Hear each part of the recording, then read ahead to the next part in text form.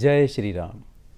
मंगल भवन अमंगल हारी, द्रव सत दशरथ अजर बिहारी, दीन दयाल बिरद संहारी, हरहु नाथ मम संकट भारी। राम सिया राम जय जय राम। ਸਾਰੇ ਦਰਸ਼ਕਾਂ ਨੂੰ ਅੱਜ ਜੈ ਸ਼੍ਰੀ ਰਾਮ ਜੀ। ਦੂਰਦਰਸ਼ਨ ਦੇ ਖਾਸ ਉਪਰਾਲਾ, ਕਿਉਂਕਿ ਅੱਜ ਸ਼੍ਰੀ ਰਾਮ ਨਵਮੀ ਦਾ ਖਾਸ ਉਤਸਵ ਹੈ, ਖਾਸ ਪਰਵ ਹੈ, ਸੋ ਇਸ ਕਰਕੇ ਦੂਰਦਰਸ਼ਨ ਦੇ ਸਮੂਹ ਪਰਿਵਾਰ ਵੱਲੋਂ ਸਾਡੇ ਸਾਰੇ ਹੀ ਦਰਸ਼ਕਾਂ ਨੂੰ ਸ਼੍ਰੀ ਰਾਮ ਨਵਮੀ ਦੇ ਇਸ ਪਾਵਨ ਪਰਵ ਦੀਆਂ ਬਹੁਤ-ਬਹੁਤ ਵਧਾਈਆਂ, ਬਹੁਤ-ਬਹੁਤ ਸ਼ੁਭਕਾਮਨਾਵਾਂ। ਸ਼੍ਰੀ ਰਾਮ ਜੀ ਇੱਕ ਐਸਾ ਵਿਅਕਤੀਤਵ ਜਿਹਦੇ ਬਾਰੇ ਅਸੀਂ ਗੁਣਗਾਨ ਕਰੀਏ ਤਾਂ ਵੀ ਸਾਡੇ ਕੋਲ ਪੂਰਾ ਗੁਣਗਾਨ ਅਸੀਂ ਕਰ ਨਹੀਂ ਸਕਦੇ, ਨਾ ਸਮਝ ਨਹੀਂ ਮਿਲ ਸਕਦਾ, ਲੇਕਿਨ ਉਹਨਾਂ ਦੀ ਆਪਣੇ ਆਪ ਦੇ ਵਿੱਚ ਇੱਕ ਮਰਿਆਦਾ, ਉਹਨਾਂ ਦਾ ਆਦਰਸ਼ ਹੋਣਾ ਨਾ ਕੇਵਲ ਭਾਰਤ ਦੇ ਵਿੱਚ ਬਲਕਿ ਭਾਰਤ ਤੋਂ ਬਾਹਰ ਵੀ ਪੂਰੀ ਤਰ੍ਹਾਂ ਉਹਨਾਂ ਦੀ ਪੂਜਾ ਕੀਤੀ ਜਾਂਦੀ ਹੈ, ਖਾਸ ਕਰਕੇ ਥਾਈਲੈਂਡ, ਇੰਡੋਨੇਸ਼ੀਆ, ਬਾਲੀ ਆਦਿ ਦੇਸ਼ਾਂ ਦੇ ਵਿੱਚ ਵੀ। ਔਰ ਸ਼੍ਰੀ ਰਾਮ ਨਵਮੀ ਦਾ ਪਰਵ ਤਾਂ ਪੂਰੇ ਸੰਸਾਰ ਦੇ ਵਿੱਚ, ਪੂਰੇ ਦੇਸ਼ ਦੇ ਵਿੱਚ ਵੀ ਸਾਡੇ ਔਰ ਪੂਰੇ ਸੰਸਾਰ ਦੇ ਵਿੱਚ ਪੂਰੇ ਹਰਸ਼ੋ ਉਲਾਸ ਦੇ ਨਾਲ ਮਨਾਇਆ ਜਾਂਦਾ ਹੈ। ਮਹਾਰਿਸ਼ੀ ਮਹਾਕਵੀ ਵਾਲਮੀਕੀ, ਉਹਨਾਂ ਦਾ ਮਹਾਕਾਵਿ ਰਾਮਾਇਣ, ਉਹਦੇ ਵਿੱਚ ਉਹਨਾਂ ਨੇ ਸ਼੍ਰੀ ਰਾਮ ਜੀ ਦੇ ਮਰਿਆਦਾ ਪੁਰਸ਼ੋਤਮ ਹੋਣ ਦਾ, ਸ਼੍ਰੀ ਰਾਮ ਜੀ ਦੀ ਵੀਰਤਾ ਦਾ, ਉਹਨਾਂ ਦੀ ਮਹਿਮਾ ਦਾ ਗੁਣਗਾਨ ਕੀਤਾ, ਬਖਾਨ ਕੀਤਾ। ਜ਼ਰੂਰਤ ਹੈ ਕਿ ਅੱਜ ਦੇ ਸਮੇਂ ਦੇ ਵਿੱਚ ਕਿਸ ਤਰ੍ਹਾਂ ਅਸੀਂ ਉਹਨਾਂ ਦੀ ਜ਼ਿੰਦਗੀ ਤੋਂ, ਉਹਨਾਂ ਦੇ ਉਸ ਮਰਿਆਦਾ ਤੋਂ ਸਿੱਖਿਆ ਲੈ ਸਕਦੇ ਹਾਂ। ਔਰ ਸ਼੍ਰੀ ਰਾਮ ਜੀ ਦੇ ਜਨਮ ਦਾ ਉਲੇਖ ਕਰਦੇ ਹੋਏ ਮਹਾਰਿਸ਼ੀ ਮਹਾਕਵੀ ਵਾਲਮੀਕੀ ਜੀ ਨੇ ਕਿਹਾ ਸੀਗਾ ਕਿ ਪੰਚ ਗ੍ਰਹਿ ਜਦੋਂ ਆਪਣੇ ਉੱਚ ਸਥਾਨ 'ਚ ਸਥਿਤ ਸੀਗੇ ਔਰ ਸ਼ੁਕਲ ਪਕਸ਼ ਦੀ ਨਵੀਂ ਤਿਥੀ ਨੂੰ ਕੇਂਦਰ ਕਰਕ ਦੇ ਵਿੱਚ ਚੰਦਰਮਾ ਆਪਣੇ ਗੁਰੂ ਬ੍ਰਹਸਪਤੀ ਦੇ ਨਾਲ ਵਿਰਾਜਮਾਨ ਸੀ, ਉਸ ਵੇਲੇ ਰਾਜਾ ਰਾਮ ਜੀ ਦਾ ਅਵਤਰਨ ਹੋਇਆ। ਸੋ ਇਹ ਸਾਰੀਆਂ ਗੱਲਾਂ ਅੱਜ ਅਸੀਂ ਕਰਾਂਗੇ ਔਰ ਇਸ ਗੱਲਾਂ ਦੇ ਅੱਜ ਦੇ ਪ੍ਰਸੰਗ ਦੇ ਵਿੱਚ ਕਿੰਨੀਆਂ ਕੁ ਅਹਿਮੀਅਤ ਹੈ, ਕਿਸ ਤਰ੍ਹਾਂ ਅਸੀਂ ਉਹਦੇ ਤੋਂ ਸਿੱਖਿਆ ਲੈ ਸਕਦੇ ਹਾਂ, ਉਹਦੇ ਲਈ ਦੂਰਦਰਸ਼ਨ ਨੇ ਖਾਸ ਤੌਰ 'ਤੇ ਅੱਜ ਇੱਕ ਵਿਸ਼ੇਸ਼ ਮਹਿਮਾਨ ਨੂੰ ਸਾਡੇ ਸਟੂਡੀਓ 'ਚ ਬੁਲਾਇਆ ਜੀ। ਇੱਕ ਐਸੀ ਮਹਾਨ ਵਿਭੂਤੀ ਹੀ ਮੈਂ ਉਹਨਾਂ ਨੂੰ ਕਹਾਂਗਾ, ਕਿਉਂਕਿ ਯੋਗ ਗੁਰੂ ਵੀ ਨੇ ਔਰ ਸ਼੍ਰੀ ਰਾਮ ਨਵਮੀ ਕਮੇਟੀ ਦੇ ਸਦੱਸਿਆ ਵੀ ਨੇ ਔਰ ਦੂਰਦਰਸ਼ਨ ਦੇ ਨਾਲ ਉਹਨਾਂ ਦਾ ਬਹੁਤ ਪੁਰਾਣਾ ਔਰ ਗੂੜਾ ਸੰਬੰਧ ਹੈ, ਪੁਰਾਣਾ ਰਾਬਤਾ ਜੀ। ਸੋ ਬਿਨਾਂ ਕਿਸੇ ਦੇਰੀ ਤੋਂ ਸਵਾਗਤ ਕਰਦੇ ਹਾਂ ਸ਼੍ਰੀ ਵੀਰੇਂਦਰ ਸ਼ਰਮਾ ਜੀ ਦਾ। ਨਿੱਘਾ ਸਵਾਗਤ ਹੈ ਜੀ। ਜੈ ਸ਼੍ਰੀ ਰਾਮ। ਜੈ ਸ਼੍ਰੀ ਰਾਮ। ਜੈ ਸ਼੍ਰੀ ਰਾਮ। ਵੀਰੇਂਦਰ ਸਰ, ਵੈਸੇ ਤਾਂ ਦੂਰਦਰਸ਼ਨ ਦੇ ਸਾਡੇ ਜਿੰਨੇ ਵੀ ਦਰਸ਼ਕ ਨੇ ਤੁਹਾਡੇ ਤੋਂ ਜਾਣੂ ਨੇ, ਬਹੁਤ ਜ਼ਿਆਦਾ ਪਿਆਰ ਅਸੀਂ ਸ਼ੁਰੂ ਤੋਂ ਦੇਖਦੇ ਆ ਰਹੇ ਹਾਂ ਕਿ ਤੁਹਾਡੇ ਨਾਲ ਬਣਿਆ ਹੋਇਆ। ਅੱਜ ਰਾਮ ਨਵਮੀ ਦੇ ਇਸ ਉਤਸਵ 'ਤੇ ਤੁਹਾਡੇ ਇਸ ਗਿਆਨ ਦੇ ਵਿੱਚੋਂ ਅਸੀਂ ਕੋਸ਼ਿਸ਼ ਕਰਾਂਗੇ ਕਿ ਸਾਨੂੰ ਵੀ ਕੁਝ ਸੇਧ ਮਿਲ ਸਕੇ। ਸ਼੍ਰੀ ਰਾਮ ਨਵਮੀ ਦਾ ਇਹ ਪਰਵ, ਸਭ ਤੋਂ ਪਹਿਲਾਂ ਤਾਂ ਇਹਦਾ ਦੱਸੋ ਕਿ ਇਹਦਾ ਕੀ ਮਹੱਤਵ ਹੈ, ਕਿਸ ਤਰ੍ਹਾਂ ਇਹਦੇ ਮਹੱਤਵ ਦੀ ਵਿਆਖਿਆ ਕੀਤੀ ਜਾ ਸਕਦੀ ਹੈ। ਜੇ ਬੜੇ ਸਿੱਧੇ ਤਰੀਕੇ ਨਾਲ ਗੱਲ ਕਰੀਏ, ਸਭ ਤੋਂ ਪਹਿਲਾਂ ਤਾਂ ਇਹੀ ਹੈ ਕਿ ਅੱਜ ਦੇ ਦਿਨ ਭਗਵਾਨ ਸ਼੍ਰੀ ਰਾਮ ਪ੍ਰਗਟ ਹੋਏ ਜੀ। ਔਰ ਜੇ ਇਹਨੂੰ ਅਸੀਂ ਮਹੀਨੇ ਵਾਰ ਦੇ ਨਾਲ ਜੋੜੀਏ ਤੇ ਇਹ ਚੇਤਰ ਦਾ ਮਹੀਨਾ ਔਰ ਚੇਤਰ ਦੇ ਮਹੀਨੇ ਦਾ ਚਾਨਣ ਪੱਖ, ਜਿਹਨੂੰ ਅਸੀਂ ਸ਼ੁਕਲ ਪਕਸ਼ ਕਹਿੰਦੇ ਹਾਂ, चैत्र माह का शुक्ल पक्ष और शुक्ल पक्ष की नौवीं। 9 नराते होंदे ने, 9 नराते अस्सू दे भी होंदे ने ते 9 नराते चेत्र दे भी होंदे ने। अस्सू दे नराते जिहड़े ने सानू पता है असीं माँ भगवती नूं समर्पित होंदे ने साडे, और ये नवरात्रे जिहड़े ने भगवान राम नूं समर्पित होंदे ने। और इस दिन, अज दे दिन यानी कि चेत्र दी नौवीं वाले दिन, 9वें नराते वाले दिन दोपहर दे 12 बजे, ठीक 12 बजे, भय प्रकट कृपाला दीन दयाला कौशलकारी, जदों बस 12 बजते ने, सारा हिंदुस्तान की सारी दुनिया जिथे जिथे भगवान नूं मनण वाले जानण वाले लोग ने, उन्हां दा मन हर्ष आ जांदा है, खुशी हो जाती है और असीं सारे जिहड़े याद करते हैं। और ये वो दिन है जिस दिन नूं असीं जे भुल जाइए तो समझांगे असीं संसार नूं भुल गए, असीं अपने आप नूं भुल गए, सब कुछ भुल गए। क्योंकि जे संसार है ना जिहड़ा, ये भगवान राम दी कृपा नाल चल रहा है, भगवान राम दे बनाए हुए नियमां नाल चल रहा है। और इसे करके असीं राम राज दी गल करते हैं, क्योंकि जद भी अच्छे राज दी गल आंदी है, अच्छे शासन दी गल आंदी है, ते राम राज दी गल आंदी है, किसी होर दी गल नहीं आंदी। और इस करके जिन्ने रिश्ते ने, जिन्नियां मर्यादावां ने, जिन्नियां परंपरावां ने, वो सारियां सानू रामायण चों मिल जाणगियां, राम जी दे जीवन तो मिल जाणगियां। सो ये दिन जिहड़ा है ये याद रखण वाला दिन है। जिन्हें राम नूं याद रखिया, जिन्हें राम लीला नूं याद रखिया, जिन्हें राम कथा नूं याद रखिया, जिन्हें राम जी दीयां मर्यादावां नूं याद रखिया, उन्होंने समझ लो आर्ट ऑफ लिविंग आ गया, उन्होंने जीना आ गया, और वो सही ढंग नाल जिएगा। और जिहदा जिक्र हनुमान चालीसा चाहता ना कि चारे फल मिल जाणगे। उन 4 फल किहड़े ने, बहुत सारे लोगों नूं पता नहीं हैगा। 4 फल ने अर्थ, काम, धर्म ते मोक्ष। तो ये चारे तां मिलने ने जे असीं भगवान राम दियां बनाईयां होईयां मर्यादावां ते चलांगे। और ये मर्यादावां ते चलण दी याद तुहानूं तां ही रहेगी जे असीं राम नौमी नूं मन्नांगे, भगवान राम नूं मन्नांगे। और अज दे दिन राम नौमी वाले दिन सब नूं बहुत बहुत मुबारकां, शुभकामनावां। और नाल ही नाल मेरे वल्लों एक छोटा जिहा मशवरा कि रामायण पढ़िया करो, भगवान राम दे जीवन नूं पढ़िया करो, और उस जीवन ते चलण दी कोशिश करिया करो। ਬਹੁਤ ਬਹੁਤ ਵਧੀਆ ਕੀਤਾ ਜੀ। ਜੈ ਸ਼੍ਰੀ ਰਾਮ। ਤੁਸੀਂ ਗੱਲ ਦੱਸੀ ਵਾਕਈ ਰਾਮ ਨੌਮੀ ਦੇ ਮਹੱਤਵ ਦੀ। ਰਘੂਪਤੀ ਰਾਘਵ ਰਾਜਾ ਰਾਮ, ਪਤਿਤ ਪਾਵਨ ਸੀਤਾ ਰਾਮ, ਸੁੰਦਰ ਵਿਗ੍ਰਹਿ ਮੇਘ ਸ਼ਿਆਮ, ਤੁਲਸੀ ਗੰਗਾ ਔਰ ਸਾਗਰ ਸ਼ਿਆਮ। ਤੁਸੀਂ ਵੰਸ਼ਾਵਲੀ ਦੀ ਜੀ ਗੱਲ ਕਰੀਏ, ਕਿਉਂਕਿ ਅਸੀਂ ਇਹ ਜ਼ਿਆਦਾਤਰ ਜਾਣਦੇ ਕਿ ਰਘੂਵੰਸ਼ ਦੀ ਗੱਲ ਚੱਲਦੀ ਹੈ।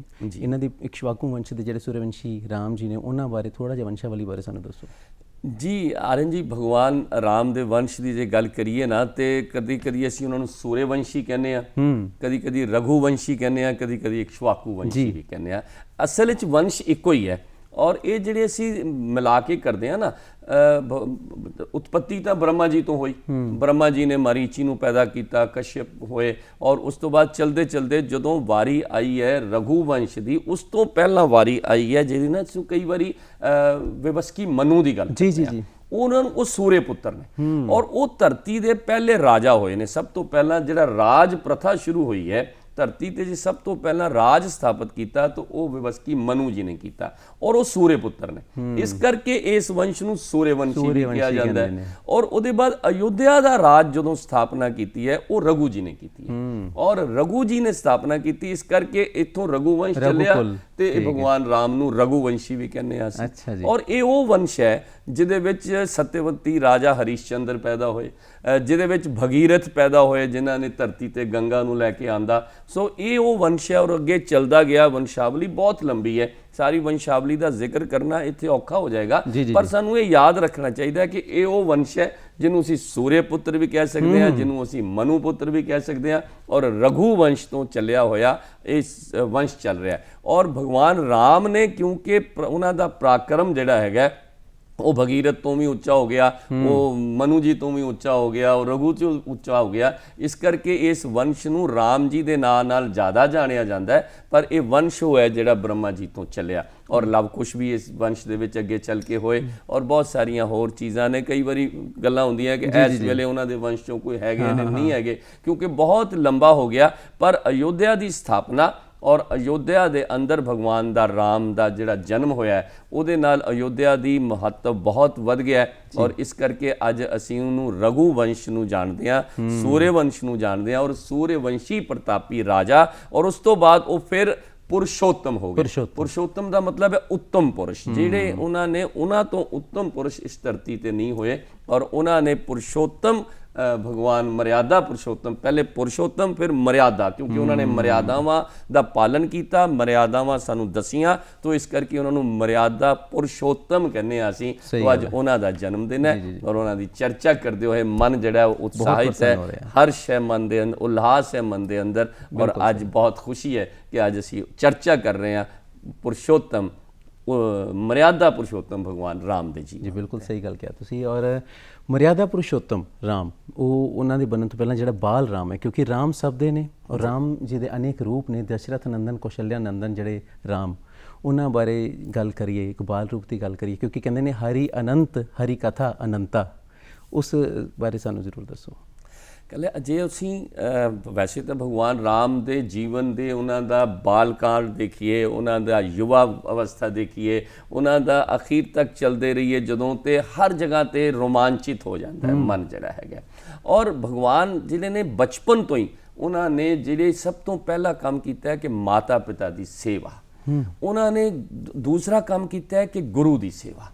ਗੁਰੂ ਔਰ ਮਾਤਾ ਪਿਤਾ ਜਿਹੜੇ ਨੇ, ਇਹਨਾਂ ਦੀ ਸੇਵਾ ਜਿਹੜਾ ਵਿਅਕਤੀ ਕਰ ਲੈਂਦਾ, ਉਹ ਜੀਵਨ ਦੇ ਵਿੱਚ ਕਦੀ ਵੀ ਕਿਸੇ ਵੀ ਕੰਮ 'ਚ ਮਾਰ ਨਹੀਂ ਖਾਂਦਾ। ਔਰ ਇਹੀ ਗੱਲ ਹੈ ਕਿ ਉਹਨਾਂ ਨੇ ਗੁਰੂ ਦੀ ਸੇਵਾ ਕੀਤੀ, ਗੁਰੂ ਦੇ ਕਹਿਣੇ ਨੂੰ ਮੰਨਿਆ, ਮਾਤਾ ਪਿਤਾ ਦੀ ਸੇਵਾ ਕੀਤੀ, ਮਾਤਾ ਪਿਤਾ ਦੇ ਕਹਿਣੇ ਨੂੰ ਮੰਨਿਆ। ਔਰ ਇੱਥੋਂ ਹੀ ਉਹਨਾਂ ਨੇ ਮਰਿਆਦਾਵਾਂ ਜਿਹੜੀਆਂ ਨੇ ਉਹਨਾਂ ਦੀ ਸਥਾਪਨਾ ਸ਼ੁਰੂ ਕਰ ਦਿੱਤੀ ਹੈ ਕਿ ਗੁਰੂ, ਜਿਹਨੂੰ ਅਸੀਂ ਕਬੀਰ ਸਾਹਿਬ ਨੇ ਵੀ ਲਿਖਿਆ ਕਿ ਗੁਰੂ ਗੋਬਿੰਦ ਦੋ ਖੜੇ ਕਾਕੇ ਲਾਗੂ ਪਾਏ, ਬਲਿਹਾਰੀ ਗੁਰੂ ਆਪਣੇ ਜਿਹਨੂੰ ਗੋਬਿੰਦ ਦੀ ਮਿਲਦਾ ਹੈ। ਹੁਣ ਗੁਰੂ ਦੀ ਮਹਿਮਾ ਜਿਹੜੀ ਹੈ ਅੱਜ ਇਸ ਯੁੱਗ 'ਚ ਆ ਕੇ, ਜਿਹਦੀ ਕਿ ਕਬੀਰ ਜੀ ਨੇ ਮਹਿਮਾ ਕੀਤੀ ਹੈ, ਇਹਨੂੰ ਭਗਵਾਨ ਰਾਮ ਨੇ ਉਦੋਂ ਤ੍ਰੇਤਾ ਯੁੱਗ 'ਚ ਸ਼ੁਰੂ ਕੀਤਾ ਔਰ ਮੰਨ ਲਿਆ। ਔਰ ਇਹੀ ਕਾਰਨ ਹੈ ਕਿ ਉਹਨਾਂ ਨੇ ਜੋ ਗੁਰੂ ਨੇ ਕਿਹਾ, ਚਾਹੇ ਉਹ ਗੁਰੂ ਵਿਸ਼ਿਸ਼ਟ ਹੋਣ, ਚਾਹੇ ਉਹ ਗੁਰੂ ਵਿਸ਼ਵਾਮਿੱਤਰ ਹੋਣ, ਜੋ ਉਹਨਾਂ ਦੇ ਮਾਤਾ ਪਿਤਾ ਨੇ ਕਿਹਾ ਹੀ ਨਹੀਂ, ਬਲਕਿ ਜੋ ਇੱਛਾ ਵੀ ਜ਼ਾਹਰ ਕੀਤੀ ਮਾਤਾ ਪਿਤਾ ਨੇ। ਬਹੁਤ ਸਾਰੇ ਲੋਕ ਨਾ ਕਈ ਵਾਰੀ ਕਹਿੰਦੇ ਨੇ ਕਿ ਕਈ ਦੇ ਮਾਤਾ ਦੇ ਕਹਿਣ ਤੇ ਭਗਵਾਨ ਰਾਮ ਜਿਹੜੇ ਸੀਗੇ ਉਹ ਬਨਵਾਸ ਚਲੇ ਗਏ।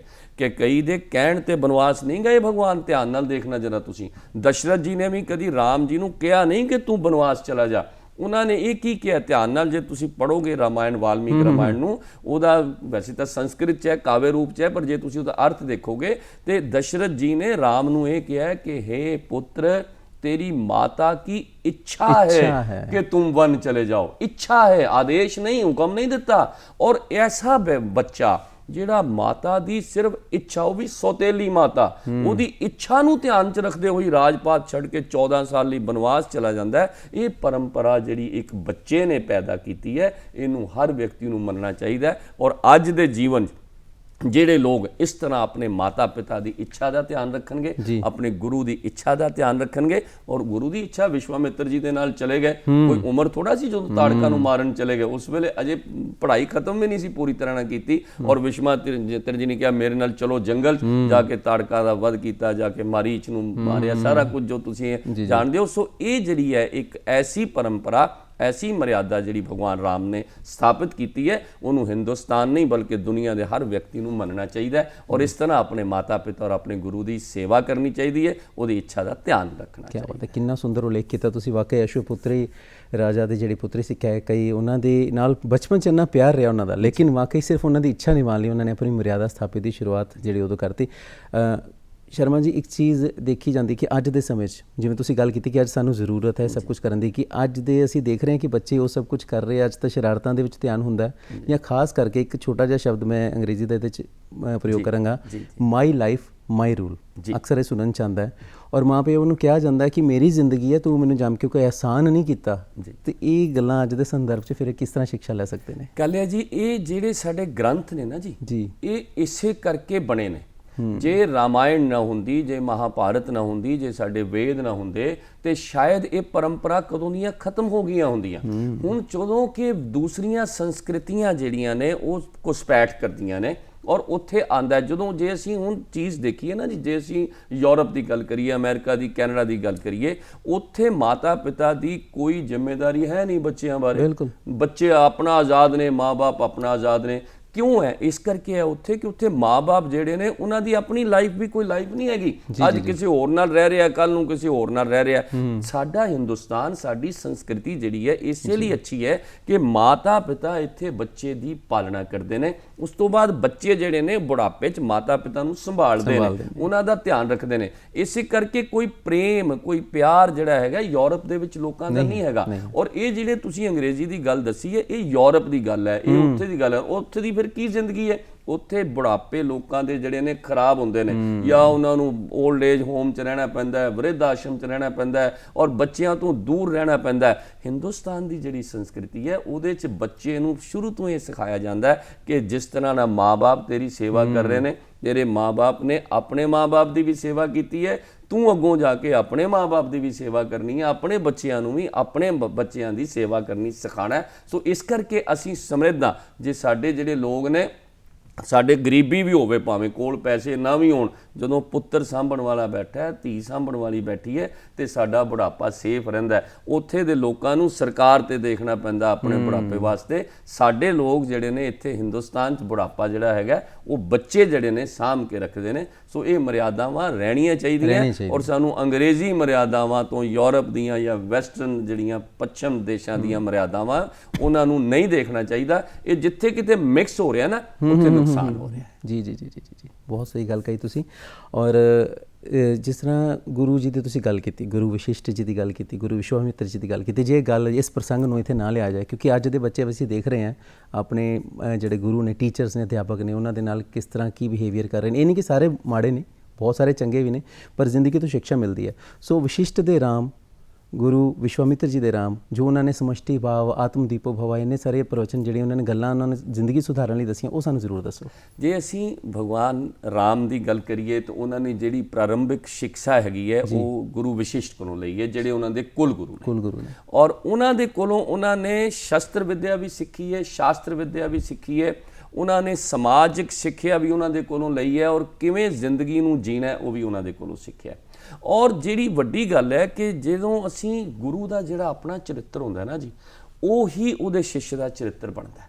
ਔਰ ਕੋਈ ਵੀ ਗੁਰੂ ਜਿਹਦਾ ਆਪਣਾ ਚਰਿੱਤਰ ਠੀਕ ਨਹੀਂ ਹੋਏਗਾ, ਜਦੋਂ ਉਹ ਆਪਣੇ ਬੱਚੇ ਨੂੰ, ਆਪਣੇ ਛਾਤਰ ਨੂੰ, ਆਪਣੇ ਸਟੂਡੈਂਟ ਨੂੰ ਉਹਦਾ ਚਿੱਤਰ ਜਿਹੜਾ ਉਹਦਾ ਸਹੀ ਨਿਰਮਾਣ ਨਹੀਂ ਕਰ ਸਕਦਾ। ਜੇ ਤੁਸੀਂ ਇਹ ਦੇਖੋ ਕਿ ਜਦੋਂ ਭਗਵਾਨ ਰਾਮ ਦੀ ਸਿੱਖਿਆ ਪੂਰੀ ਹੋਈ ਹੈ, ਸਾਡੀ ਪਰੰਪਰਾ ਹੈ ਪੁਰਾਣੀ, ਅੱਜ ਸ਼ਾਇਦ ਨਹੀਂ ਹੈਗੀ, ਅੱਜ ਤਾਂ ਫੀਸ ਦੇ ਕੇ ਬੱਚੇ ਪੜ੍ਹਦੇ ਨੇ ਨਾ, ਪਰ ਪਹਿਲੇ ਜਦੋਂ ਬੱਚੇ ਸੀ ਉਹ ਪੜ੍ਹਦੇ ਸੀ ਤੇ ਜਾਣ ਲੱਗਿਆਂ ਗੁਰੂ ਦਕਸ਼ਨਾ ਦਿੰਦੇ ਸੀ ਜਦੋਂ ਉਹਨਾਂ ਦੀ ਸਿੱਖਿਆ ਜਿਹੜੀ ਹੈ ਪੂਰੀ ਹੋ ਜਾਂਦੀ ਸੀ। ਤਾਂ ਵਸ਼ਿਸ਼ਠ ਜੀ ਦੇ ਕੋਲੋਂ ਜਦੋਂ ਸਿੱਖਿਆ ਪੂਰੀ ਕੀਤੀ ਹੈ ਭਗਵਾਨ ਰਾਮ ਨੇ, ਤੇ ਉਹਨਾਂ ਨੇ ਪੁੱਛਿਆ ਗੁਰੂ ਦਕਸ਼ਨਾ, ਬਿਲਕੁਲ ਮੇਰੇ ਕੋਲੋਂ ਕੀ ਗੁਰੂ ਦਕਸ਼ਨਾ ਲੈਣੀ ਹੈ? ਤੇ ਭਗਵਾਨ ਵਸ਼ਿਸ਼ਠ ਜੀ ਨੇ ਕੋਈ ਪੈਸੇ ਨਹੀਂ ਮੰਗੇ, ਕੋਈ ਗਊਆਂ ਨਹੀਂ ਮੰਗੀਆਂ, ਕੋਈ ਜ਼ਮੀਨਾਂ ਨਹੀਂ ਮੰਗੀਆਂ, ਕੋਈ ਖੇਤ ਖਲਿਆਣ ਨਹੀਂ ਮੰਗੇ, ਜਾਂ ਹੀਰੇ ਮੋਤੀ ਨਹੀਂ ਮੰਗੇ, ਅਦਰਵਾਈਜ਼ ਚਾਹੁੰਦੇ ਜੋ ਲੈ ਸਕਦੇ ਸੀਗੇ। ਪਰ ਉੱਥੋਂ ਵਸ਼ਿਸ਼ਠ ਜੀ ਨੇ ਕਿਹਾ ਕਿ ਮੇਰੀ ਗੁਰੂ ਦਕਸ਼ਨਾ ਰਾਮ ਇਹ ਹੈ ਕਿ ਤੂੰ ਜ਼ਿੰਦਗੀ 'ਚ ਇੱਕ ਕੰਮ ਕਰਨਾ ਹੈ ਕਿ ਲੋਕਾਂ ਦੀ ਭਲਾਈ ਕਰਨੀ, ਤੂੰ ਸਮਾਜ ਦੀ ਭਲਾਈ ਕਰਨੀ ਹੈ।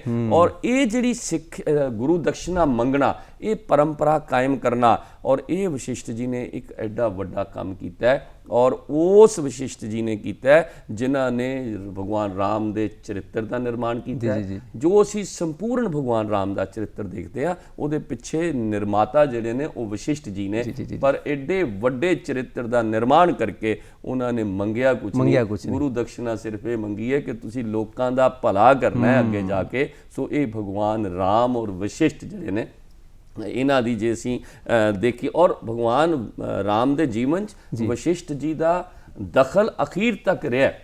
ਔਰ ਇਹ ਨਹੀਂ ਕਿ ਉਹਨਾਂ ਨੇ ਸਿਰਫ ਇੱਕ ਵਾਰੀ ਉਹਨਾਂ ਨੂੰ ਗੁਰੂਕੁਲ 'ਚ ਪੜ੍ਹਾਉਣ ਤੋਂ ਬਾਅਦ ਅੰਤ ਤੱਕ ਜਿਹੜਾ ਉਹਨਾਂ ਨੂੰ ਮਾਰਗਦਰਸ਼ਨ ਰਿਹਾ। ਔਰ ਅੱਜ ਵੀ ਲੋੜ ਹੈਗੀ ਇਸ ਗੱਲ ਦੀ ਕਿ ਜੇ ਅਸੀਂ ਮਾਤਾ ਪਿਤਾ ਨੂੰ ਗੁਰੂ ਮੰਨ ਲਈਏ, ਟੀਚਰ ਨੂੰ ਗੁਰੂ ਮੰਨ ਲਈਏ, ਜਾਂ ਅਸੀਂ ਕਿਸੇ ਨੂੰ ਵੀ ਆਪਣਾ ਗੁਰੂ, ਕਿਉਂਕਿ ਅੱਜ ਜੀਵਨ ਦੇ ਵਿੱਚ ਨਾ ਗੁਰੂ ਇੱਕ ਨਹੀਂ ਹੈਗਾ, ਬਹੁਤ ਨੇ ਗੁਰੂ। ਸਿੱਖਿਆ ਗੁਰੂ ਅਲੱਗ ਹੈ, ਅਧਿਆਤਮ ਗੁਰੂ ਅਲੱਗ ਹੈ, ਕੋਈ ਤੁਹਾਡਾ ਸਕਿਲਡ ਤੁਸੀਂ ਕਰਦੇ ਹੋ। ਸ਼ਰਮਾ ਸਾਹਿਬ, ਮੈਂ ਇੱਥੇ ਜਿਹੜੀ ਸਕਿਲਡ ਐਜੂਕੇਸ਼ਨ ਦੀ ਗੱਲ ਨੂੰ ਜ਼ਰੂਰ ਨਾਲ ਜੋੜਾਂਗਾ ਕਿ ਜਿਹੜੇ ਵਿਸ਼ਵਾਮਿੱਤਰ ਜੀ ਦੇ ਰਾਮ ਨੇ ਕਿਸ ਤਰ੍ਹਾਂ ਦਿਵਯ ਅਸਤਰਾਂ ਦਾ ਗਿਆਨ ਆਪਾਂ ਗੱਲ ਕਰਾਂਗੇ। ਪਰ ਇੰਨੀਆਂ ਸੋਹਣੀਆਂ ਚਰਚਾਵਾਂ ਦੇ ਵਿੱਚ ਇੱਕ ਸ਼੍ਰੀ ਰਾਮ ਜੀ ਦਾ ਭਜਨ ਹੋ ਜਾਏ, ਅਸੀਂ ਭਜਨ ਸ਼ਰਵਣ ਕਰੀਏ, ਬਹੁਤ ਆਨੰਦ ਆਏਗਾ ਜੀ। ਭਜਨ ਸੁਣਦੇ ਹਾਂ, ਸਾਰੇ ਦਰਸ਼ਕ ਵੀ ਸੁਣਨਗੇ, ਅਸੀਂ ਵੀ ਸੁਣਾਂਗੇ, ਔਰ ਭਗਵਾਨ ਰਾਮ ਦਾ ਆਓ ਭਜਨ ਸੁਣਦੇ ਹਾਂ।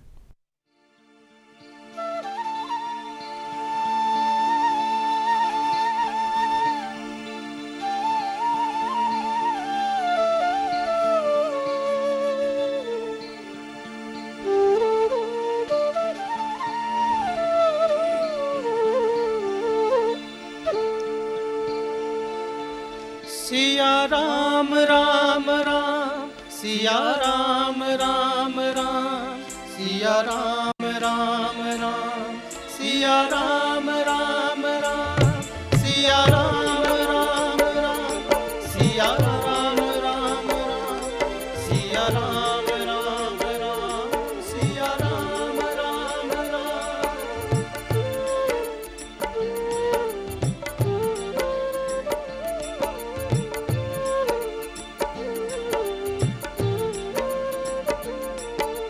राम नाम जो मनवा गए रे, पाप कटे क्षण में सुख पाए रे। राम नाम जो मनवा गए रे, पाप कटे क्षण में सुख पाए रे। सिया राम राम राम, सिया राम राम राम, सिया राम राम राम, सिया राम राम राम।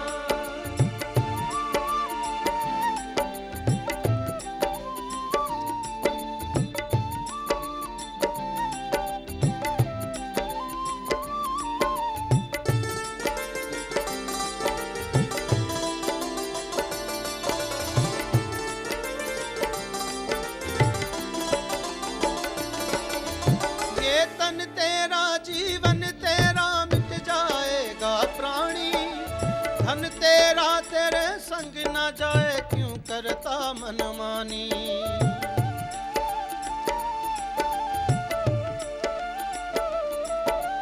ये तन तेरा, जीवन मेरा मिट जाएगा प्राणी, धन तेरा तेरे संग न जाए क्यों करता मनमानी। प्रभु नाम एक साथ में जाए रे, पाप कटे क्षण में सुख पाए रे।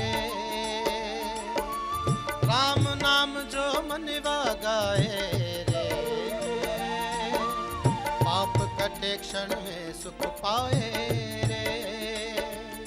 सिया राम राम राम, सिया राम राम राम, सिया राम राम राम, सिया राम राम राम।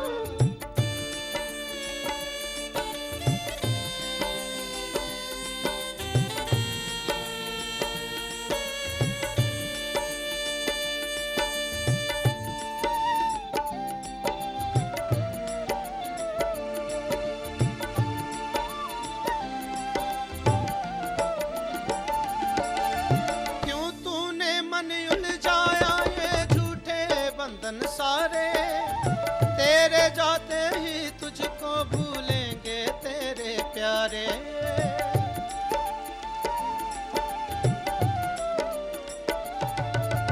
क्यों तूने मन उलझाया ये झूठे बंधन सारे, तेरे जाते ही तुझको भूलेंगे तेरे प्यारे। मनवा तेरा हरि गुण गाए रे, पाप कटे क्षण में सुख पाए रे। राम नाम जो मनवा गाए रे, पाप कटे क्षण में सुख पाए रे। सिया राम राम राम, सिया राम राम राम, सिया राम राम राम, सिया राम राम राम।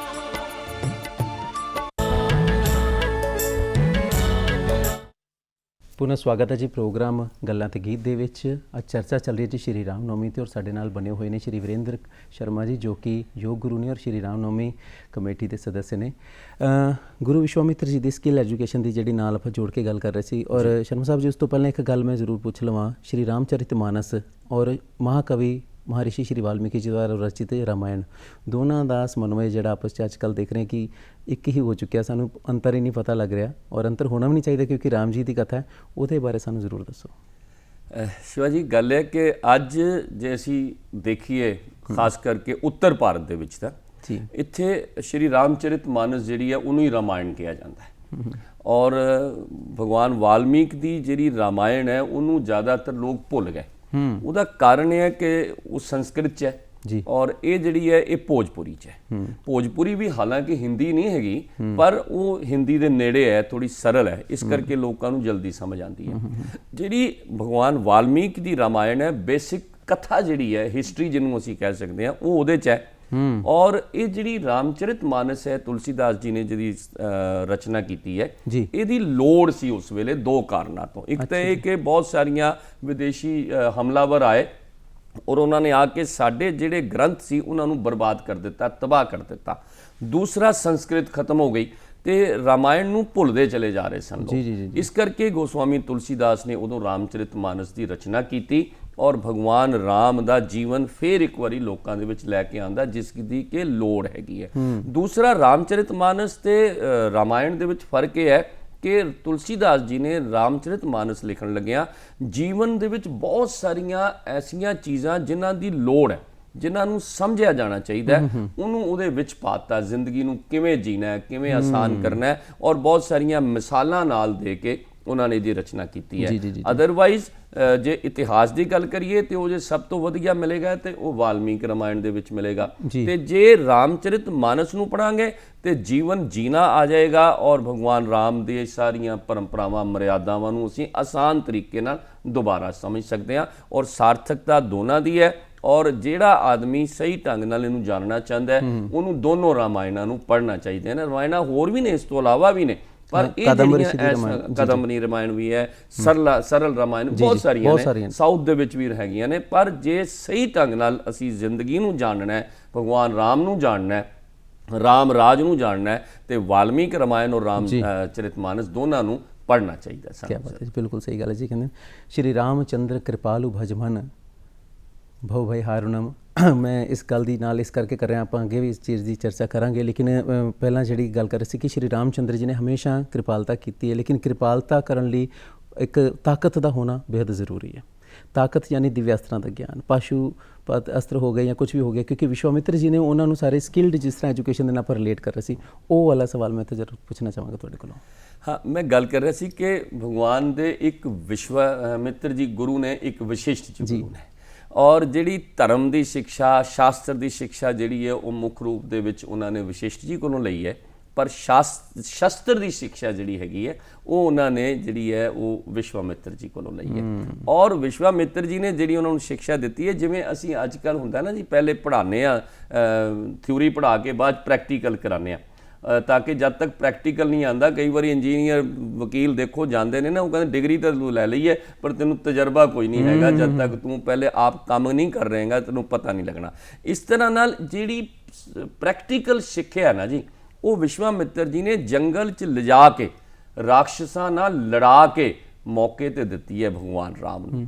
ਔਰ ਇੱਥੇ ਨਹੀਂ, ਫਿਰ ਇੱਥੋਂ ਹੀ ਉਹਨਾਂ ਨੇ ਉਹਨਾਂ ਦੀ ਜ਼ਿੰਦਗੀ ਨਾਲ ਹੀ ਬਦਲ ਦਿੱਤੀ। ਇੱਥੋਂ ਫਿਰ ਪਹਿਲੇ ਉਹਨਾਂ ਕੋਲੋਂ ਜਦੋਂ ਉਹਨਾਂ ਨੂੰ ਲੈ ਗਏ, ਹਾਲਾਂਕਿ ਉਦੋਂ ਦਸ਼ਰਥ ਜੀ ਦੇਣਾ ਨਹੀਂ ਚਾਹੁੰਦੇ ਸੀ, ਕਹਿੰਦੇ ਉਲਾਸ ਦਾ ਪਰਵ ਸੀ ਘਰ ਦੇ ਵਿੱਚ ਆਏ ਸੀ ਨੇ, ਮੈਂ ਹੁਣੇ ਇਹਨਾਂ ਨੂੰ ਤੁਹਾਨੂੰ ਦੇ ਦਿਆਂ ਜੰਗਲ 'ਚ ਲਿਜਾ ਕੇ ਲੜਨ ਵਾਸਤੇ, ਮਰਨ ਵਾਸਤੇ, ਤੇ ਬੜਾ ਖਤਰਾ ਸੀ। ਔਰ ਵਿਸ਼ਿਸ਼ਟ ਵੀ ਨਹੀਂ ਸਨ ਚਾਹੁੰਦੇ ਕਿ ਇਹ ਅਜੇ ਜਾਣ, ਪਰ ਉਹਦੇ ਬਾਅਦ ਜਦੋਂ ਵਿਸ਼ਵਾਮਿੱਤਰ ਜੀ ਨੇ ਵਿਸ਼ਿਸ਼ਟ ਜੀ ਨੂੰ ਹੀ ਸਮਝਾਇਆ, ਤੇ ਫਿਰ ਵਿਸ਼ਿਸ਼ਟ ਜੀ ਨੇ ਹੀ ਕਿਹਾ ਕਿ ਇਹਨਾਂ ਨੂੰ ਭੇਜ ਦਿਓ ਜੰਗਲ ਦੇ ਵਿੱਚ, ਤੇ ਉੱਥੋਂ ਰਾਮ ਔਰ ਲਕਸ਼ਮਣ ਨੂੰ ਵਿਸ਼ਵਾਮਿੱਤਰ ਜੀ ਲੈ ਗਏ ਔਰ ਜੰਗਲ 'ਚ ਉਹਨਾਂ ਨੂੰ ਪ੍ਰੈਕਟੀਕਲੀ ਹਥਿਆਰ ਚਲਾਉਣਾ ਸਿਖਾਇਆ, ਔਰ ਉਹਦਾ ਇਸਤੇਮਾਲ ਕਰਕੇ ਉਸ ਵੇਲੇ ਤਾੜਕਾ ਜਾਂ ਹੋਰ ਜਿਹੜੇ ਰਾਖਸ਼ ਸੀ ਉਹਨਾਂ ਨੂੰ ਮਾਰਿਆ। ਔਰ ਮਾਰਨ ਤੋਂ ਬਾਅਦ ਫਿਰ ਉਹਨਾਂ ਨੂੰ ਉੱਥੋਂ ਹੀ ਉਹ ਜਦੋਂ ਜਨਕ ਦੇ ਕੋਲ ਲੈ ਗਏ, ਜਨਕਪੁਰੀ, ਤੇ ਰਸਤੇ ਦੇ ਵਿੱਚ ਜਦੋਂ ਉਹਨਾਂ ਨੇ ਅਹਿਲਿਆ ਦਾ ਉਧਾਰ ਕੀਤਾ, ਔਰ ਉੱਥੇ ਜਾ ਕੇ ਫਿਰ ਸਵੰਬਰ ਵੀ ਹੋਇਆ। ਔਰ ਇਹ ਸਾਰੀ ਜਿਹੜੀ ਗੱਲ ਹੈ, ਇਹ ਪ੍ਰੈਕਟੀਕਲੀ ਜ਼ਿੰਦਗੀ ਨੂੰ ਜੀਣਾ, ਸ਼ਸਤਰ ਚਲਾਉਣਾ, ਸ਼ਾਸਤਰਾਂ ਦਾ ਇਸਤੇਮਾਲ ਕਰਨਾ, ਔਰ ਕਿਸ ਤਰ੍ਹਾਂ ਨਾਲ ਵਚਨ ਦੀ ਪਾਲਣਾ ਕਰਨੀ ਹੈ, ਕਿਸ ਤਰ੍ਹਾਂ ਨਾਲ ਜਦੋਂ ਤੁਸੀਂ ਦੇਖੋ ਜਦੋਂ ਸਵੰਬਰ ਹੋਇਆ ਉੱਥੇ ਜਾ ਕੇ, ਉੱਥੇ ਵੀ ਕਿਸ ਤਰ੍ਹਾਂ ਨਾਲ ਸਮਾਂ ਐਸਾ ਵੀ ਆਇਆ ਸੀ ਕਿ ਜਦੋਂ ਧਨੁਸ਼ ਤੋੜਨ ਦੀ ਵਾਰੀ ਆਈ ਤੇ ਲਕਸ਼ਮਣ ਜੀ ਦੀ ਵੀ ਨੂੰ ਕਿਹਾ ਗਿਆ ਕਿ ਇਹ ਤਾਂ ਧਨੁਸ਼ ਤੂੰ ਵੀ ਚੱਕ ਸਕਦਾ ਹੈ, ਉਹਨੇ ਵੀ ਕਿਹਾ ਮੈਂ ਚੱਕ ਸਕਦਾ, ਤੇ ਉੱਥੇ ਉਹਨਾਂ ਨੇ ਕਿਹਾ ਨਹੀਂ, ਵੱਡਾ ਕੌਣ ਹੈ, ਰਾਮ ਵੱਡੇ ਨੇ।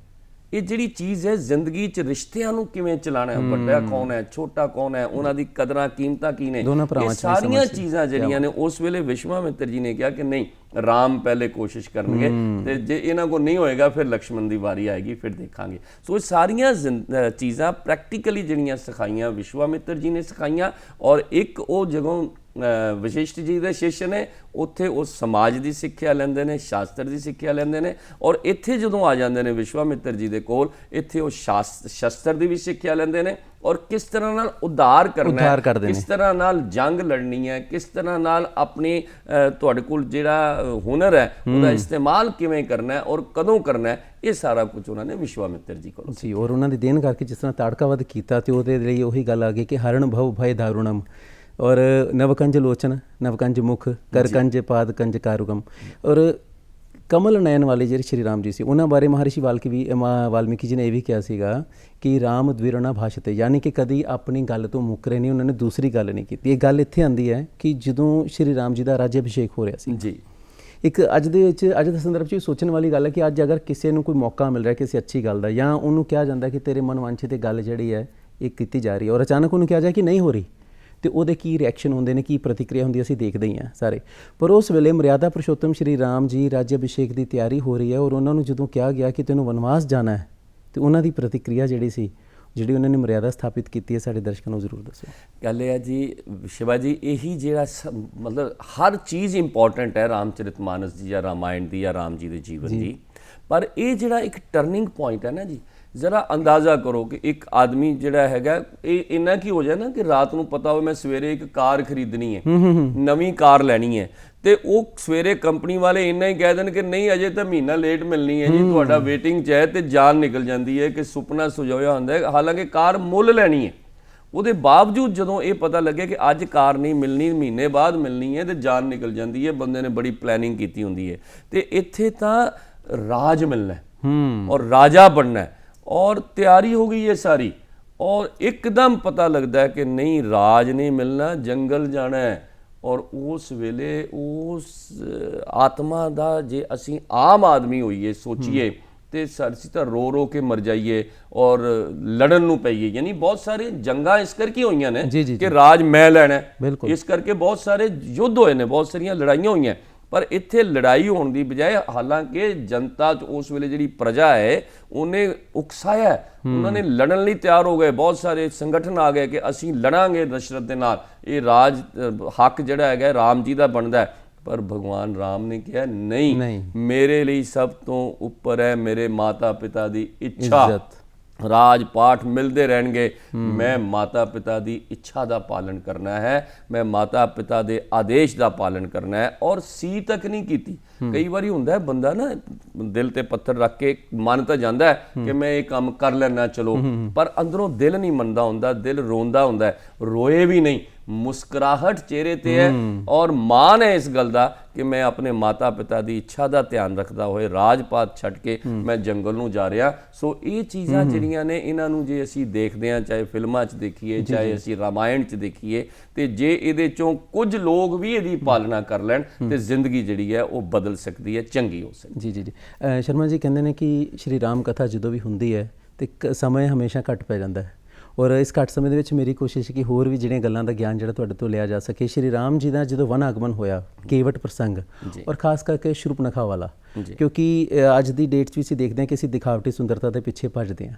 ਇਹਦੇ ਬਾਰੇ ਸਾਨੂੰ ਜ਼ਰੂਰ ਦੱਸੋ। ਦੇਖੋ, ਜੇ ਅਸੀਂ ਪਹਿਲੇ ਕੇਵਟ ਦੀ ਗੱਲ ਕਰੀਏ ਨਾ ਜੀ, ਤੁਸੀਂ ਇੱਥੇ ਭਗਵਾਨ ਰਾਮ ਦੀ ਮਹਾਨਤਾ ਤੇ ਕੇਵਟ ਦੀ ਮਹਾਨਤਾ ਦੋਨਾਂ ਨੂੰ ਦੇਖ ਕੇ ਚੱਲੋ ਜਰਾ। ਕੇਵਟ ਦੇ ਨੂੰ ਜਦੋਂ ਉਹਨੇ ਦਰਿਆ ਪਾਰ ਕਰਾਇਆ ਆਪਣੀ ਕਿਸ਼ਤੀ ਦੇ ਵਿੱਚ, ਤੇ ਭਗਵਾਨ ਕੋਲ ਪੈਸੇ ਨਹੀਂ ਸਨ, ਤੇ ਉਹਨਾਂ ਨੇ ਕਿਹਾ ਮੈਂ ਤੈਨੂੰ ਕੀ ਦੇ ਸਕਦਾ।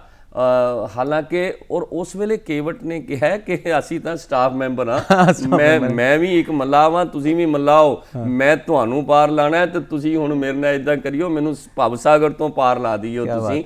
ਔਰ ਉਹ ਉਸ ਤੋਂ ਬਾਅਦ ਫਿਰ ਭਗਵਾਨ ਰਾਮ ਦੀ ਮਹਾਨਤਾ ਜਦੋਂ ਵਾਪਸ ਆਏ ਨੇ ਲੰਕਾ ਤੇ ਵਿਜੇ ਪ੍ਰਾਪਤ ਕਰਕੇ ਆ ਕੇ, ਜਦੋਂ ਉਹਨਾਂ ਦਾ ਰਾਜ ਅਭਿਸ਼ੇਕ ਹੋਇਆ ਤੇ ਉੱਥੇ ਭਗਵਾਨ ਰਾਮ ਦੀ ਮਹਾਨਤਾ ਇਹ ਹੈ ਕਿ ਉਦੋਂ ਉਹਨਾਂ ਨੇ ਕਦੋਂ ਕਿਹਾ ਕਿ ਮਹਿਮਾਨ ਕੌਣ ਬਣਾਉਣਾ ਹੈ, ਚੀਫ ਗੈਸਟ ਕੌਣ ਹੋਏਗਾ, ਤੇ ਭਗਵਾਨ ਰਾਮ ਨੇ ਕਿਹਾ ਕਿ ਅੱਜ ਮੇਰੇ ਰਾਜ ਅਭਿਸ਼ੇਕ ਦਾ ਚੀਫ ਗੈਸਟ ਉਹ ਕੇਵਟ ਹੋਏਗਾ। ਉਹਨੂੰ ਬੁਲਾਇਆ ਉੱਥੇ, ਚਾਹੁੰਦੇ ਤੇ ਉਸ ਵੇਲੇ ਜਿੰਨੇ ਪ੍ਰਤਾਪੀ ਰਾਜਾ ਸੀ ਕਿਸੇ ਨੂੰ ਵੀ ਬੁਲਾ ਸਕਦੇ ਸੀ। ਸੋ ਇਹ ਮਹਾਨਤਾ, ਇਹ ਮਰਿਆਦਾਵਾਂ, ਇਹ ਪਰੰਪਰਾਵਾਂ ਸਾਨੂੰ ਇਹ ਤੋਂ ਸਿੱਖਣਾ ਚਾਹੀਦਾ ਹੈ ਕਿ ਕੇਵਟ ਕਿਸ ਤਰ੍ਹਾਂ ਆਪਣੀ ਮਹਾਨਤਾ ਦਿਖਾ ਰਿਹਾ ਕਿ ਮੈਂ ਪੈਸੇ ਨਹੀਂ ਲੈਣੇ ਤੁਹਾਡੇ ਕੋਲੋਂ, ਕਿਉਂਕਿ ਉਹਨੂੰ ਪਤਾ ਹੈ ਪੈਸੇ ਹੈ ਵੀ ਨਹੀਂ। ਔਰ ਉਸ ਤੋਂ ਬਾਅਦ ਭਗਵਾਨ ਰਾਮ ਜਿਹੜੇ ਨੇ ਉਹ ਕਿਸ ਤਰ੍ਹਾਂ ਆਪਣੀ ਮਹਾਨਤਾ ਦਿਖਾ ਰਹੇ ਨੇ। ਇਹ ਸਾਰੀਆਂ ਚੀਜ਼ਾਂ ਜਿਹੜੀਆਂ ਨੇ ਇਹ ਕਿਤਾਬਾਂ ਗ੍ਰੰਥ ਪੜ੍ਹਨ ਦਾ ਮਤਲਬ ਹੀ ਹੈ ਕਿ ਉਹਦੇ ਤੋਂ ਅਸੀਂ ਸਿੱਖੀਏ ਔਰ ਆਪਣੇ ਜੀਵਨ 'ਚ ਉਹਨੂੰ ਉਤਾਰਨ ਦੀ ਕੋਸ਼ਿਸ਼ ਕਰੀਏ। ਯਾਨੀ ਕਿਰਤਕ ਭਾਵ ਹੋਣਾ, ਜਿਹਨੂੰ ਅੱਜ ਦੀ ਭਾਸ਼ਾ 'ਚ ਅਸੀਂ ਕਹਿ ਸਕਦੇ ਹਾਂ ਸਾਨਮੰਦ ਹੋਣਾ। ਸਰੂਪਨਖਾ ਦੀ ਗੱਲ ਕੀਤੀ ਹੈ ਨਾ, ਸਰੂਪਨਖਾ ਜਿਹੜੀ ਹੈ, ਹੁਣ ਜੇ ਤੁਸੀਂ ਧਿਆਨ ਨਾਲ ਦੇਖੋ ਤੇ ਸਰੂਪਨਖਾ ਕੀ ਹੈ, ਉਹ ਆਪਣੀ ਸੁੰਦਰਤਾ ਦੇ ਰੂਪ